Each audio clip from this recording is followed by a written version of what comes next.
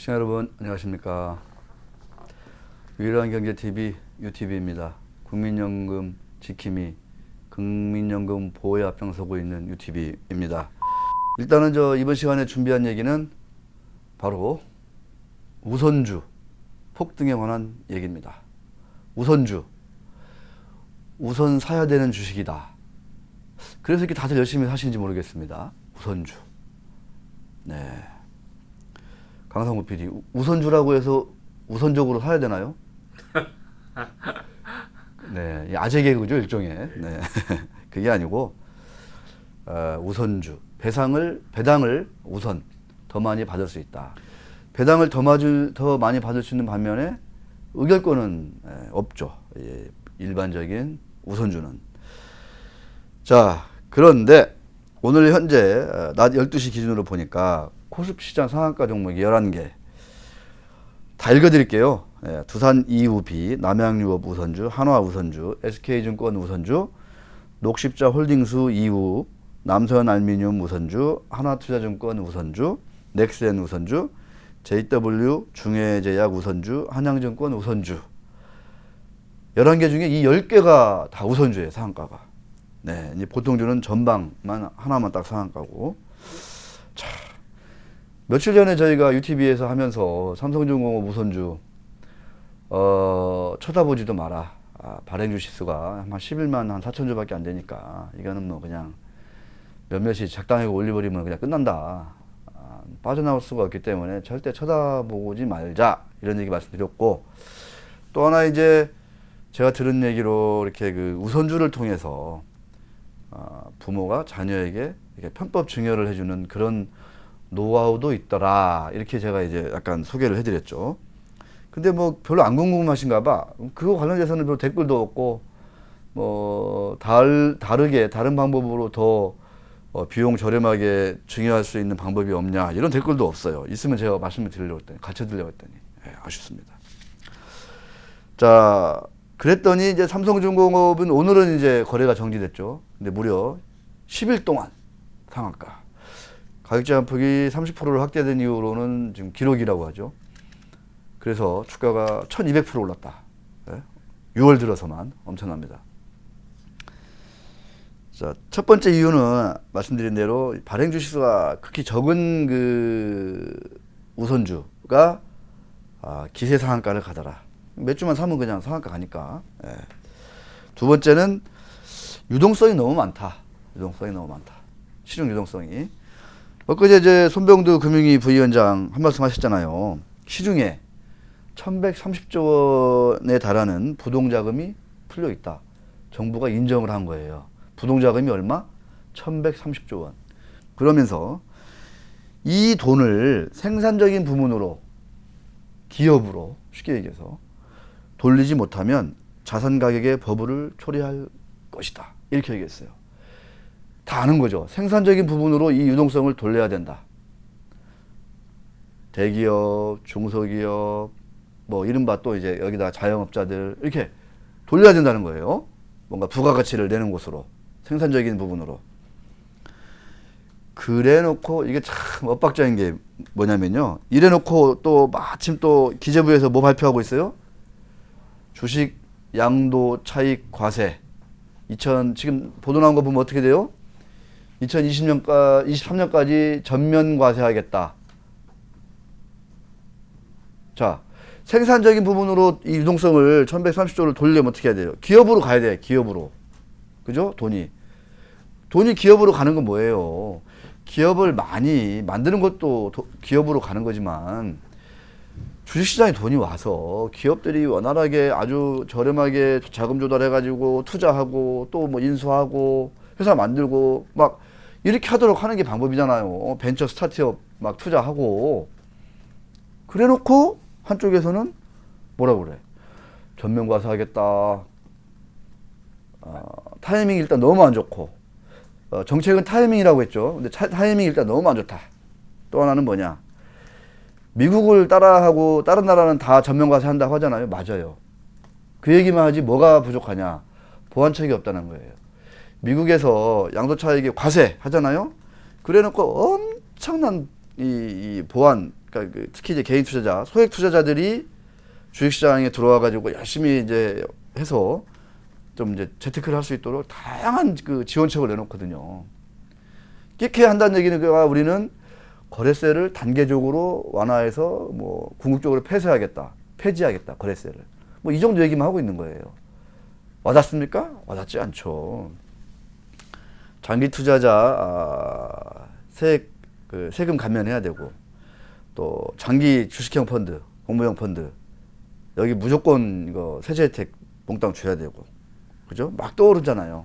장기 투자자한테는 배당세든 양도차익세든 팍팍팍 줄여줘야 돼요. 1년 이상 막 3년 이상 이렇게 보유하는데 투자자한테는. 그 다음에 손익 합산해야 된다. 손익 합산. 우리 어떻게 돼요? 지금 작년에 손해 났고 올해 이익 났어. 그러면 작년 손해는 손해고 올해 이익 난 것만 그냥 딱 봐서 때려요. 세금 때립니다. 작년하고 올해하고 합산하지 않는다는 거죠. 합산해야 되죠. 그죠?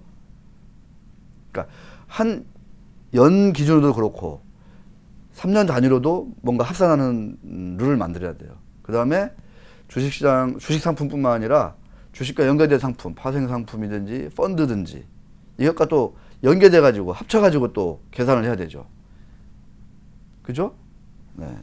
이런 것, 그러니까 이 과세라는 건 되게 치밀해야 되고 정밀해야 되고 아주 시의적절해야 돼요.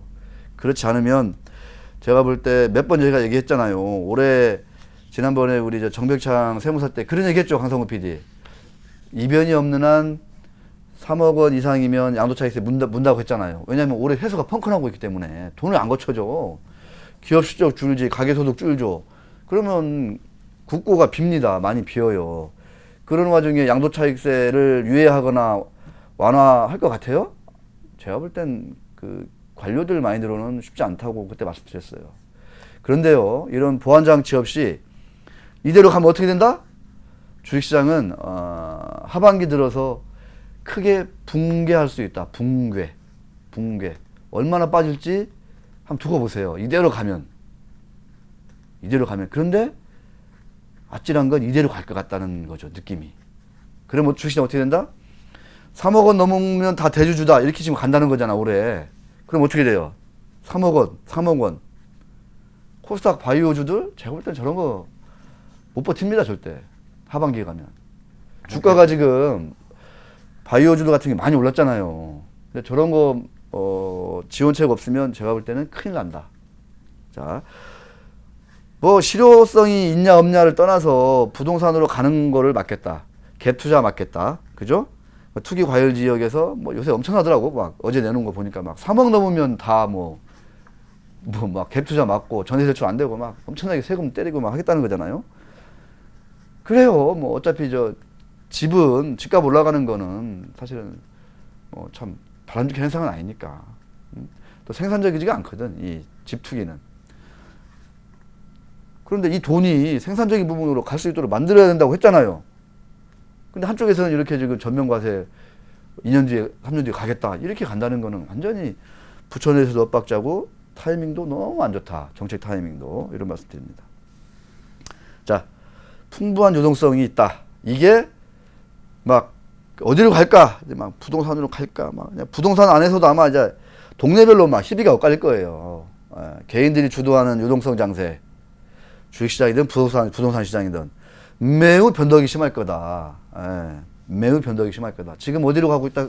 주식시장에서는 우선주로 가고 있다. 발행 주식수가 적다. 그런 우선주가 타깃이다.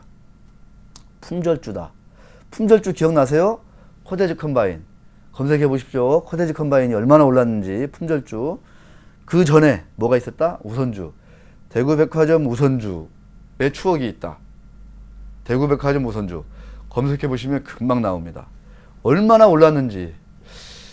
상한가를 20번 갔나 30번 갔나. 어마어마했죠. 그 끝은 참담했다. 극소수만 제때 딱 먹고 나왔다. 주님께 들어간 많은 개미들이 어떻게 했다? 그거를 팔지도 못하고 그냥 무너졌다. 그런 히스토리가 있습니다. 역사를 알아야 돼요. 우리나라의 역사도 알아야 되지만 시장의 역사도 알아야 됩니다. 역사에서 배우는 교훈이 많거든요. 자, 또 세 번째. 자, 얘기했어요. 정리합시다. 유동성이 많다. 발행 주식수가 적은 애들이 타깃이다. 왜? 쉽게 움직일 수 있으니까.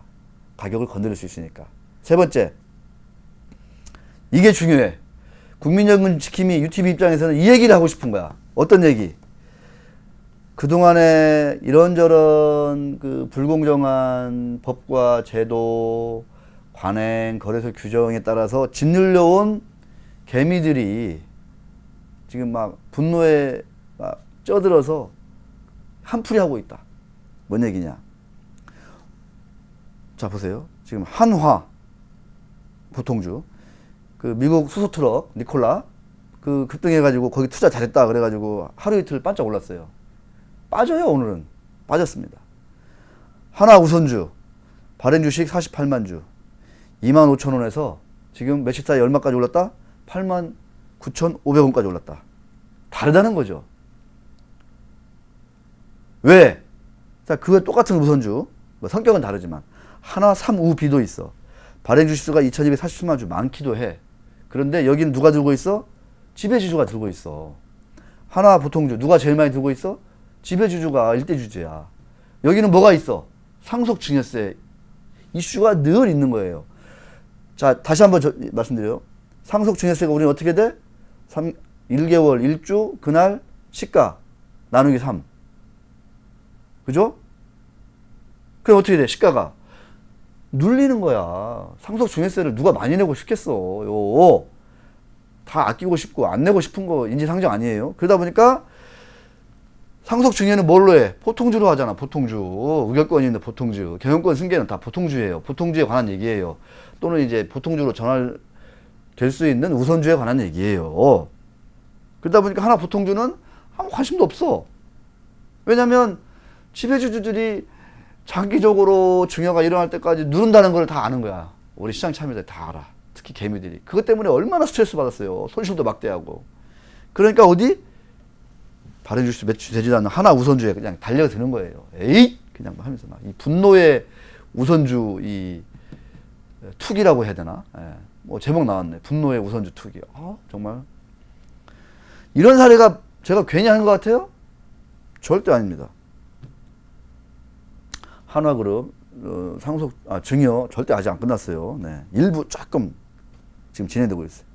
넥센 타이어, 넥센, 예? 넥센 지주회사 발행 주식수 5,354만 주. 한국 밸류가 한국 밸류 자산운용이 눈물의 손절매를 하고 있어요. 39년생이신 강병중 대표이사 회장께서 8.6%를 아직도 보유 중이세요. 자, 48.5%는 누구한테 갔다? 아드님이신 강호창 부회장한테 이미 넘어갔어요. 넘어갔어. 그런데 8.6%를 아직 강 회장께서 39년생이신 강 회장이 들고 있어요. 여전히. 그러니까 증여가 끝나지가 않았어. 에? 그러니까 어떻게 돼? 주가가 올라 안 올라? 강성호 PD 올라 안 올라? 공식이잖아. 증여가 안 끝났어. 보통주 주가가 올라 안 올라? 우리나라. 증여가 안 끝났어요. 안 오르잖아요. 이게 무슨 개떡 같은 이게 공식이야 이게. 그래서 어떻게 되냐? 넥센의 PBR이 얼마다? 0.2다. PBR. 주당 순자산 배율이. PER이 얼마다? 한 서너 배 정도밖에 안 될 거예요. PER이. 엄청난 절대 저평가죠. 이유는 있어. 자동차 산업이 안 좋기 때문에 타이어가 수요가 이전만큼 그렇게 많지 않아. 이런 이유가 있죠. 하지만 근본적으로는 뭐다? 국민연금, 그러니까 일반 주주인 국민연금이 국민연금의 재산권을 보호받지 못하도록 되어 있는 상법과 상속증여세법, 자본시장법 때문이다 라는 거죠.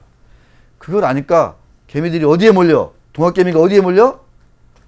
보통주 사면은 짓는다는 걸 다 아는 거야 이제. 수십 년간의 경험으로. 그럼 어디에 몰려? 넥센 우선주. 발행 주식이 360만 주 뭐 그렇게 적진 않아요. 그런데 아주 작거든. 보통주에 비하면. 여기는 증여세 이슈도 없어. 그 주가가 어떻게 돼요? 그냥 상한가야. 상한가. 이 분노의 투기에서 비롯된 상한가입니다. 이건 진짜.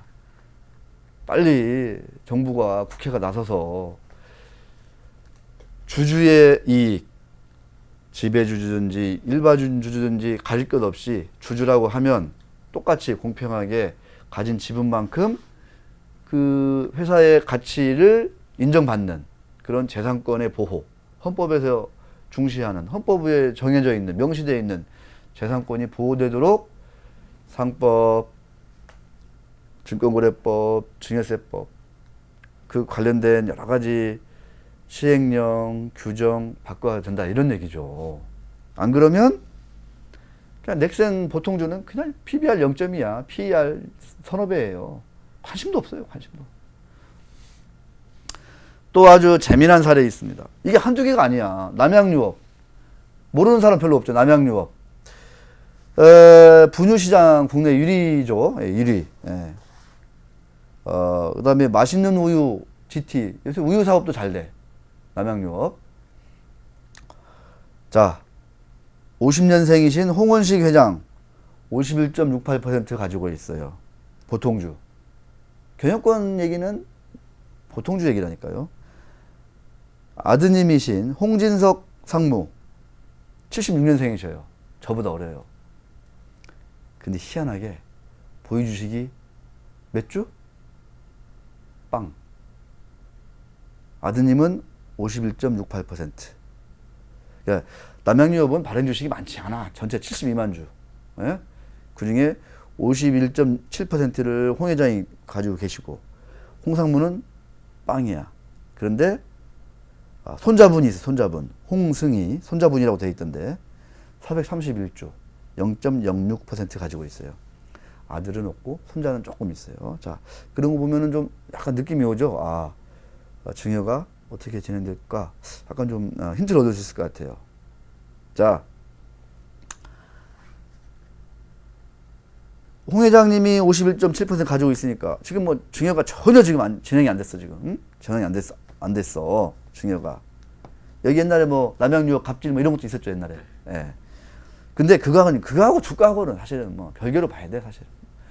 우리나라 소비자들 물론 이제 소비자 어떤 의식이 많이 좀 좋아지고 있어요. 그래서 거버넌스가 문제가 있다거나 뭐 경영진들이 뭐 갑질한다 이러면 막 불매운동도 하고 하는데 그렇게 미국처럼 소비자 단체들이 뭐 그렇게 아주 독하게 운동하고 그러지는 않더라고 보니까.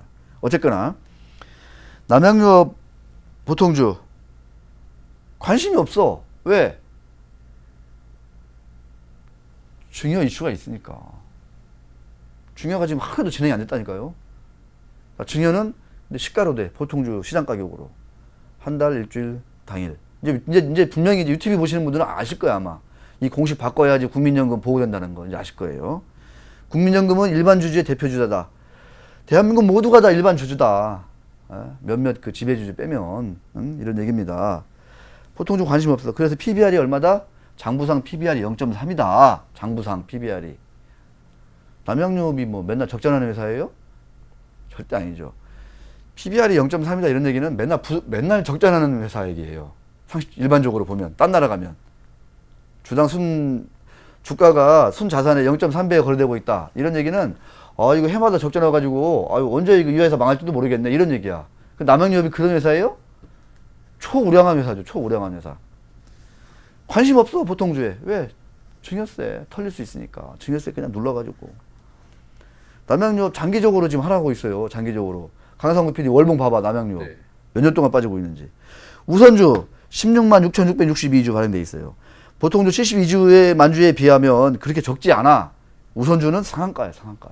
사흘째 상한가라니까요. 보통주는 그냥 관심 없어요. 자, 이것만 봐도 어떻다?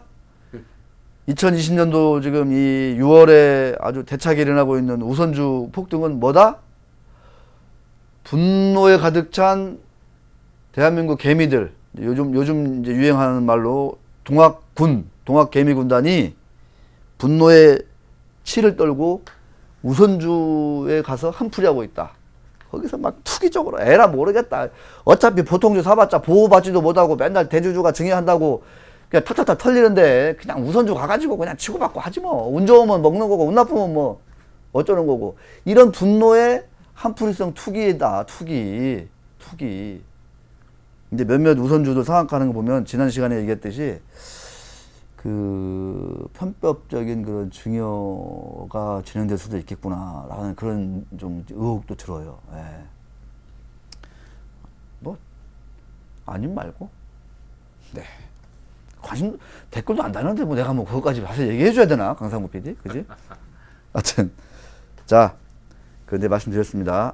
이런 분노에 찼던 아니면 뭐 돈이 너무 많아가지고 막 머니 게임을 하던 이 끝은 안 좋더라. 코데지 컴바인도 그랬고 대구백화점 우선주도 그랬다. 품절주 우선주 이상 랠리의 끝은 매우 참담했다. 이거를 초기에 주도한 몇몇 세력들, 선수들만 딱 빠져나오고 나머지는 제 지난 시간에도 말씀드렸어요. 삼성중공 우선주 얘기하면서 이거 흐름이 에너지가 수급이 반대로 꺾이면 그때부터는 하한가만 쌓이는 거야. 하한가만 못 판다니까요. 그래 사기도 어려워요. 사기도 어려워. 상한가에 사면 되지 뭐. 어떤 거 진짜 상한가에도 못 사겠더라 진짜. 팔기는 더더욱 어렵다. 반드시 명심하십시오. 반드시 이런 머니게임의 끝은 안 좋다라는 걸 분명히 명심하십시오. 우선주 우선사라고 우선주 아닙니다. 절대 아닙니다.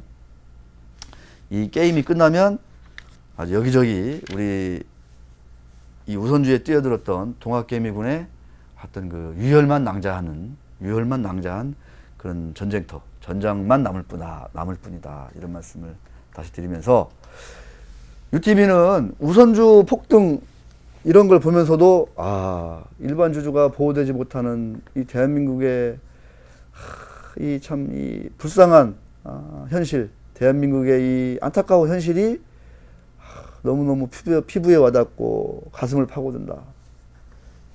예, 이런 UTV. 하루빨리, 자, 우선주 정석 투자가 있어요. 아까 말씀드렸잖아요. 보통 주보다, 배당을, 10% 더 줘요. 그러니까 500원 배당 준다 그러면 550원 주는 거야. 대부분의 우선주가. 그래서 현대차 우선주가 대표적인 고배당 우선주야. 대표적인 고배당 우선주가 몇 개 있어요. 응? 대기업 계열의 우선주가. 거기는 유통주식수도 많고, 예. 배당 수익률이 뭐, 지난번 최순철 대표가 그랬잖아요. 지난번 3월 폭락 때 두 자릿수 배당 수익률이 나오더라. 그런 거 오래오래 배당 투자하면 되는 거예요. 배당 수익만 10% 넘으면 그거만큼 더 좋은 거기다 현대차가 발행한 우선주야. 그게 진정한 우선주 정석 투자죠. 배당을 노리는 장기 투자. 그런데 그런 우선주는 요새 별로 관심이 있다 없다? 상대적으로 관심이 떨어지거나 아예 없다. 지금 우선주는 다 이상한 우선주 랠리다. 대체로. 거의 다. 투기적이다. 끝이 안 좋을 거다. 그런데 이런 우선주를 자극하는 건 누구다? 대한민국의 아주 후진적인 기울어진 낡은 구태의연한 법과 제도다. 이게 안 바뀌면 이런 현상, 이런 어떤 그 기형적인 현상은 반복적으로 나타난다. 자본시장은 거기에 뛰어든 자본시장 투자 참여자들은 또 손실이다. 어떻게 해야 될지 답은 명쾌하다. 이상 마치도록 하겠습니다.